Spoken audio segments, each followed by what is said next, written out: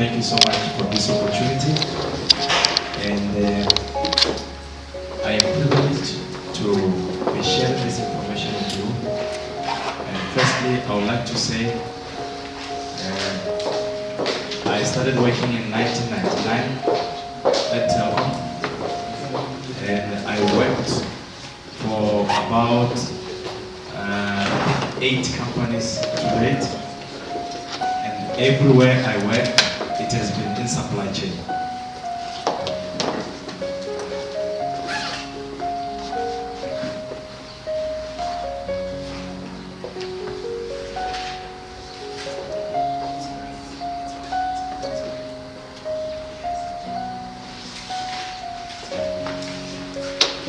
So, please listen to me and listen to me carefully, especially if you aspire to be a business lady or businessman and you want to do your business with government.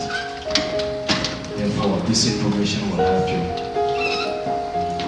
And just before I go briefly to it, I want to say, for example, please understand this.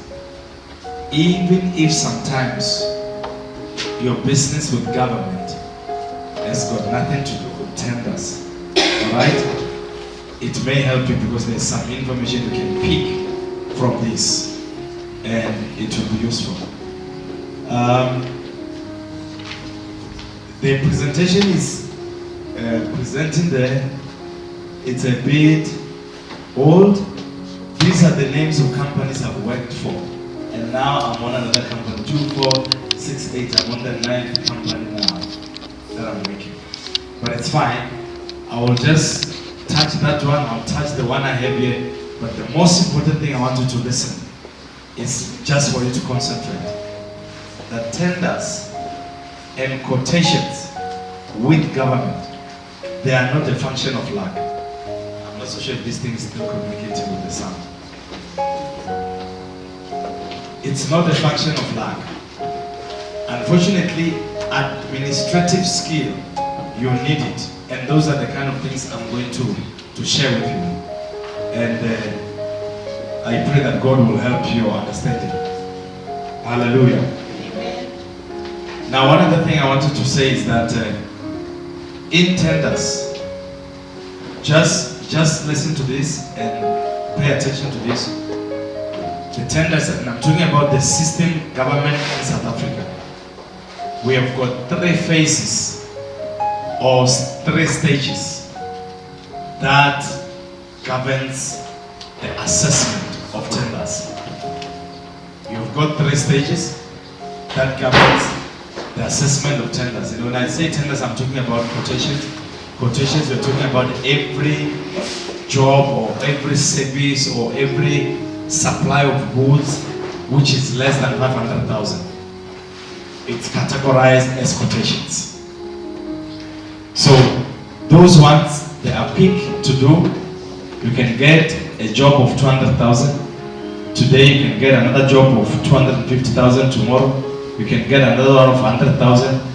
In a month, you can get maybe 3 jobs and they pay you maybe 500,000, maybe even 700,000. That is good money. But please listen to me, it's on to guide you so that you understand. If you intend to do it, what are the important things you must look for? Sometimes, maybe you might be interested in doing catering. You might be interested in perhaps rendering events, events management. Those are important things, and I do know a lot of ladies, they fall in that category. Sometimes, you may want to do consulting. And by the way, presentation or motivation in government, it falls under consulting. Even as a pastor, they can want you to come and give them a 30 minutes presentation, and then it will fall under consulting. So that is also the same categories. And now, the tenders, they've got what we call mandatory requirements, which means those are the things you must have, otherwise don't try it. You're hearing what I'm saying? Yes. Yeah, mandatory requirements. Let's say, for example, For example, you are going to tender for, let's say, security services.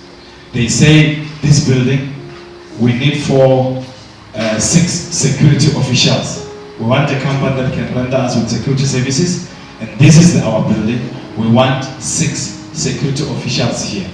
And then they say, we want 3 shift employees, 8. All right? Some people will start 6 in the morning, and then they finish at what time? At 2 o'clock. The other one start at 2 and finish at 10. The other one 10 and 6 in the morning. So it's 3 shifts. Now they say in the document, mandatory requirements. This is what I'm talking about. It is a do or die. Mandatory requirements. They say we want a SIRA certificate. Those who are in the security industry, they know this. SIRA is private security, something. That institution governs the security industry. Therefore, if you don't have that certificate, don't waste your time trying to package your document, paying money to print copies, to go and submit your document, because you are just throwing money away. Do you understand? For example, you want to do, let's say, a tender for catering or a tender for event management. They say mandatory requirements. They call them, in some instances, they call them mandatory requirements.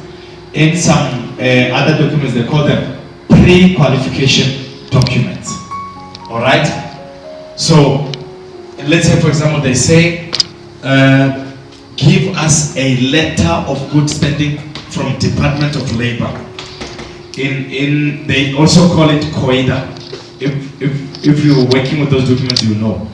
Now, if you don't have that letter, for you to submit a tender or whatever, a quotation, you're wasting your time. And we see a lot of people doing this in tender space. You've got a tender, for example, for electrical maintenance. You publish a tender out, and the tender is put in itself compulsory site briefing session. I'm saying compulsory. Someone who did not even understand the briefing session still has the guts to submit the tender document. You are throwing your money away because you do not meet the compulsory requirement that was set. So if they say a tender compulsory site briefing, and when you see the tender in front of the compulsory site briefing took place yesterday, and you are interested to submit the tender document, don't submit. It is already passed.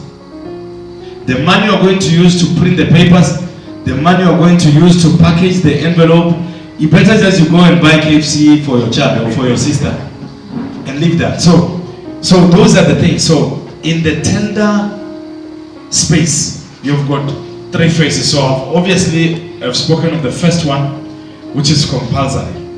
So it is important to understand when you assess the tender document, for all those of you, especially in our church, you are interested in tendering, you are interested in doing business with government. If you find a tender document, and for example, it's confusing you, you can approach me, I can help you just to go through it quickly and advise you the things you must look at. But otherwise, when you page through it, look for evaluation requirements. Evaluation requirements. In some instances, they call it tender evaluation criteria. It is important. Those are the criteria that they're going to use to assess you or to assess your documents. All right? Yeah, so compulsory information or pre-qualification, it is very important that you assess that you have got those documents. If you don't have, it's better you just sit down and look for the other tenders that will come that you can try. Now, when you are going to submit a tender, look first for the documents they want. If you don't have those documents, some of them, they are in a nature that you can quickly arrange them. You can go to the department where they issue those certificates and apply and be given before the tender closes. And then you can package and submit. But if the documents are in a nature that you cannot, perhaps maybe the application will take you 3 months to get. So rather focus your energy on obtaining the documents that you need focus your energy on getting the document. For example, when you do catering, there are some industries that regulate the catering industry that ensures that your food, if you are going to cook food in a cafeteria, your food are checked and therefore they are good enough to be consumed by the masses. Otherwise you will give people food that are poisoned or with food poisoning. Not that you poison them, but you understand what I'm saying. So they check those kind of things. So it is important to do that. Now if you open a company, it is just also important for you to know what industry you want to play in. You want to play in the catering, you want to play in the cleaning, you want to play in the events management, or you want to do consulting, or you want to do construction, which is still okay. Construction has got many facets. You've got people who can just specialize in doing pavement, all right? And you've got people who can just specialize in refurbishing building. Refurbishing, that means your function will just be to rehabilitate the building. Let's say this whole room, this hall, they want to change it and demarcate, break it down and make a few offices. You just come and put partitions and that's it. And there are some people you want to specialize in painting. So it's good you start somewhere. Don't just say, no, we are going to construction. In fact, we can do everything. Everything is not everything, you know, because sometimes if you want to do too much, it costs money. You may not have the capital. So it is important to look at something small that you can do, that you will use it as a stepping stone as you go higher. Okay? Now, I've spoken about the first phase of evaluation of the tenders, which is compulsory requirements or mandatory requirements or pre-qualifications. So it's important to understand that. Now, we have got the second phase of tender evaluations. They call it functionality, or in some instances they call it its functionality, or they call it scope of work, terms of reference, yeah, something like that. So now I need you to understand certain things I'm going to give you.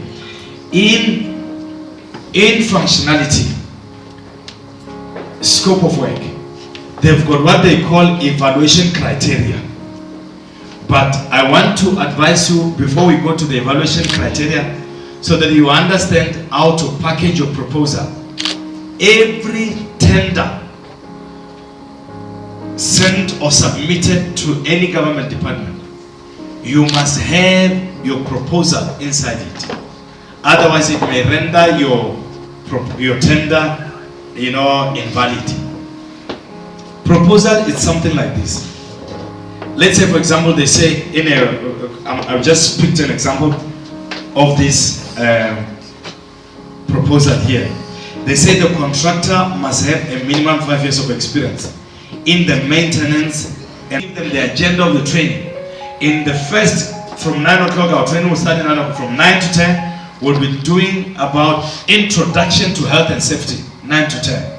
And then 10 to 11, we'll be talking about the safety clothing that the people must wear. You are given the agenda of the training you'll be providing. And then by maybe 10:30 it will be tea time, which will take 20 minutes. And then you come back, what you'll be teaching after 10:30, and then you list the agenda. That is when your proposal is about providing training. So those things are important. I will touch a whole lot of things at once. Please bear with me. I may not be able to focus on one thing, but I'm just trying to give you the background so that you've got a generic understanding. Now, in the scope of work of a tender, let's say they are saying bush cutting. It's summer, it has rained, now the grass has grown all over the city of Pretoria. They want companies to come and do bush cutting. And that thing has got money. There are some people who have got companies, they live on that, they feed on that, and it gives them good returns. Now they present the square meters and say we've got, let's say, they can say 10,000 square meters. 10,000 square meters, I don't know is how many, is it a kilometer? Or is it a soccer field? Yeah, soccer field. They say we want someone to come and cut the place. That is the area. Now, when you respond, You must be able to say, we've got, what do you call these machines? There's a mower, there's one who push, which is the mower. There's those ones that you hold like this. Now you must be able to state, this is the equipment we have. We've got one guy who will be mowing the floor. We've got two guys who will be doing bush cutting with the generators. And then you list them there. And you state that my services, that area, will take me about 3 days. It's good you put timelines in the services you render, how long it will take. It's good. If they say come and cater for, how many are we here? Let's just say we are 40. They say we want someone to come and cater for 40 people. And then you give them the list of menu you will provide and the price. You tell them we'll provide breakfast by 9 o'clock, muffins and tea, coffee and everything. By lunchtime we'll provide food which is pap and chicken and beef and gravy and so on. So you list those things and then you state how many people work for you. You have how many people on the floor that will be functioning with you. All those things are important. And then every other thing you can, like things like plates that you provide, you can just say we'll provide 40 plates, we'll provide 40 glasses or 40 cups, whatever it is. And then if a glass is broken, we will charge your division 30 rand per glass or 20 rand per cup. Those things are very important. Okay? So those are the kind of things. So technical functionality, they want to see how you are going to render your service. So it is very important for you to present how you are going to render your service. Tell them how you're going to render service. If in case your service is more sophisticated, for example, research, you tell them how long is it going to take you to gather data, and then how many days you need to analyze your data, and then how many days you need to compile your report. When will your report be ready for review, the first draft? Those are the things that you consider. So it depends what kind of service you render. So in government there are many services that you will render. So construction is very easy, like I said. Catering also is easy, like I said, even though it has got a lot of work. But things like bush cutting, things like pavement, bringing pavement, those are doable. Painting of old buildings, those are easily doable. Now, if you meet all these requirements, now they will go to what they call price and BEE. Now they assess your price, now they compare your price with the others. So, if you don't have any of the documents required in the first and second phase, you do not have to submit your tender. So if you do not have the documents that meet the first and the second phase, you don't have to submit, even if you can know the budget is 200,000. Because even if your budget is good, you are reasonable, you do not meet the other criteria. Alright? So it's very important. For example, if you are providing training, in your training, they will normally ask you the qualifications of your trainers and their experience. You have got teachers who are going to give training. What is their experience? Which school have they taught, if school? Which training institution have they facilitated trainings? And what are their qualifications? They will need those kind of things. Before they give you work, they know that you are bringing trainers. You know, I've seen in some trainings that I've attended personally myself, you find that the profile of the guy who runs the school is very good. The guy is a lawyer. He has run articles and that. He's a retired lawyer actually. Now he's opened a school that he facilitates. Maybe on the supply chain they will want training on something such as SLA, service level agreements and contracts. How to build a good and reliable contract with the service providers. The guy is a lawyer, his profile is good. Now come the day of training, he just pulls some ragamuffin on the street to come and present training. The fellow will be just reading the manual of the owner of the business, and you ask questions he does not even understand. You know, so those are the kind of things. So when we do business, try as much as possible not to do that. If it is your profile, if it is the profile of the expert you presented, please let that kind of an expert be there on ground to do the service, because it's going to guarantee you other jobs in the future when they now assess your services. Okay? So now, having said that, they look at the price and B. Price and B is not really complicated. They just look your price per unit and then your BE status. BE status, you can get some affidavit on Department of Trade and Industry. There's some affidavit on the website. You just print it, go to the police station, they stamp it for you. It's valid for 12 months, and then off you are ready to go. So those are basically, in generic terms, what you can try to do if you want to get into tender space. And if you need any specific information, please, I'm always available. You can always shout and we can talk on that. But if there's any specific question you want now, please lift up your hand. Let me try to clarify. You might be helping someone as well.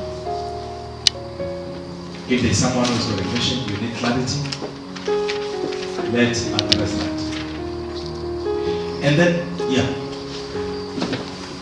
Thank you, sir. Yeah. Concerning the pricing. Yes. For a while now, I've been doing some demo up here around. Okay. RFQ and all that. Yes. But there are some certain standards they put in place. Yes. Like the general market price. Okay. And the one they expect from you. So there is a little bit of kind of sensitivity in that place. Some people go below. Yes. And some go above. Yes. But how sensitive is the price of your price quotation? Okay. To the tenders? The price is very, very key. Let's say, for example, let me use the example of I want to use the example that, let's just say training, for example. They say we have got 100 staff. We have allocated 15,000 per staff for an employee to go for a 3 days training. Okay? 15,000 per staff. And they've got 100 people.